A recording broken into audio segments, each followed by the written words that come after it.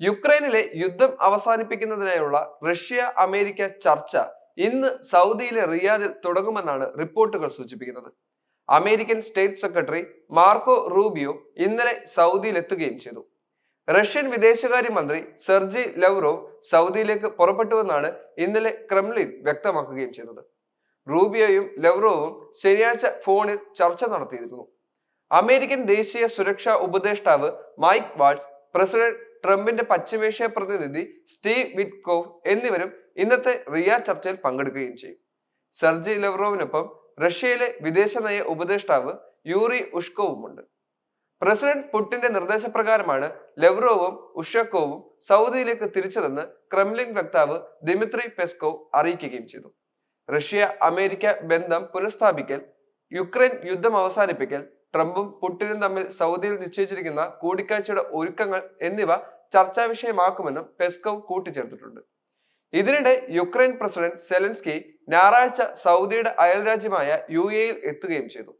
സൗദിയും തുർക്കിയും സന്ദർശിക്കാൻ പദ്ധതിയുണ്ടെന്ന് അദ്ദേഹം വ്യക്തമാക്കുകയും ചെയ്തു. എന്നാൽ സൗദിയിൽ റഷ്യയുടെയോ അമേരിക്കയുടെയോ പ്രതിനിധികളെ കാണാൻ ഉദ്ദേശിക്കുന്നില്ല. സൗദിയിലെ റഷ്യ അമേരിക്ക ചർച്ചയിൽ യുക്രൈനെ ക്ഷണിച്ചിട്ടില്ലെന്ന് അദ്ദേഹം ആവർത്തിച്ച് പറയുകയും ചെയ്തു. ഈസ്റ്റർ ആഘോഷിക്കുന്ന ഏപ്രിൽ 20-നകം യുക്രൈനിൽ വെടിനിർത്തൽ സാധ്യമാക്കാനാണ് US പ്രസിഡന്റ് ഡൊണാൾഡ് ട്രംപിന്റെ നീക്കമെന്ന് റിപ്പോർട്ടുകൾ വ്യക്തമാക്കുന്നുണ്ട്. അമേരിക്കൻ ഉദ്യോഗസ്ഥൻ ഇക്കാര്യം യൂറോപ്യൻ നേതാക്കളെ അറിയിക്കുകയും ചെയ്തു. ട്രംപിന്റെ നീക്കങ്ങൾ അതിവേഗത്തിലാണെന്നും യഥാർത്ഥമാണെന്നും ചില യൂറോപ്യൻ നേതാക്കൾ അഭിപ്രായപ്പെടുകയും ചെയ്തു. അതുപോലെ തന്നെ ഡൊണാൾഡ് ട്രംപ് ചർച്ച ചെയ്യുന്ന പ്രധാനപ്പെട്ട വിഷയങ്ങളിൽ ഒന്നാണ് യുക്രൈനിലെ യുദ്ധം അവസാനിപ്പിക്കുന്നത്. യുക്രൈനിലെ യുദ്ധം അവസാനിപ്പിക്കുകയാണെങ്കിൽ സെലൻസ്കിയെ തന്റെ താഴെ നിർത്താൻ വേണ്ടിയുള്ള ഉദ്ദേശവും ഡൊണാൾഡ് ട്രംപിനുണ്ട്.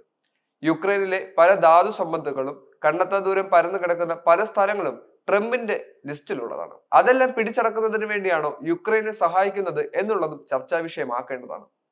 യുക്രൈനെ പുടിൻ രക്ഷപ്പെടുത്തുകയാണെങ്കിൽ അത് ട്രംപിന്റെ ക്രെഡിറ്റ്സിലാണെന്ന് സെലൻസ്കിക്ക് മനസ്സിലാകും. അങ്ങനെയാവുമ്പോൾ സെലൻസ്കിയെ സപ്പോർട്ട് ചെയ്യുന്ന ജനങ്ങൾ തന്നെ അമേരിക്കൻ പ്രസിഡന്റ് ഡൊണാൾഡ് ട്രംപിനെ സപ്പോർട്ട് ചെയ്യുന്ന അവസ്ഥയിലെത്തും. കാരണം അവരെ യുദ്ധത്തിൽ നിന്ന് രക്ഷിച്ചത് ഡൊണാൾഡ് ട്രംപ് ആണെന്നാണ് പിന്നെ ലോകം വാഴ്ത്തുന്നത്. ആ ഒരു സാഹചര്യത്തിൽ ഡൊണാൾഡ് ട്രംപ് തീരുമാനിക്കുന്നത് യുക്രൈനിൽ നടക്കാനുള്ള സാധ്യതയും കൂടും. അങ്ങനെ നോക്കുകയാണെങ്കിൽ യുക്രൈനിലെ യുദ്ധം അവസാനിപ്പിക്കാൻ ഏറ്റവും അധികം ആഗ്രഹിക്കുന്നത് ട്രംപ് തന്നെയാണ്. അമേരിക്കയിലേക്ക് യുക്രൈനെ ചേർക്കുകയാണെങ്കിൽ അദ്ദേഹത്തിന് ഉണ്ടാകുന്ന പണത്തിന്റെ ഒഴുക്ക് വളരെയധികം കൂടും. അത് മാത്രമല്ല, ഇപ്പോൾ ലോകരാജ്യങ്ങളുടെ ശക്തികളിൽ റഷ്യയാണ് ഒന്നാം സ്ഥാനത്ത്. റഷ്യയുമായി കൂട്ടുകെട്ട് ഒരുക്കിക്കൊണ്ട് യുക്രൈനെ തകർക്കാൻ വേണ്ടി ശ്രമിക്കുന്ന ട്രംപിന്റെ ബുദ്ധി ഇപ്പോഴും സെലൻസ്കിക്ക് മനസ്സിലാകുന്നില്ല എന്നാണ് എനിക്ക് തോന്നുന്നത്.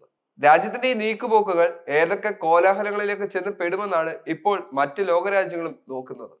എന്താണെങ്കിലും ഇതെല്ലാം മനസ്സിലാക്കി സെലൻസ്കി കൃത്യമായ ഒരു ഉത്തരവും അതുപോലെ തന്നെ പുടിന്റെ സമാധാന ചർച്ചയും എവിടെ വരെ എത്തും എന്നുള്ളത് നമുക്ക് കണ്ടു തന്നെ അറിയാം.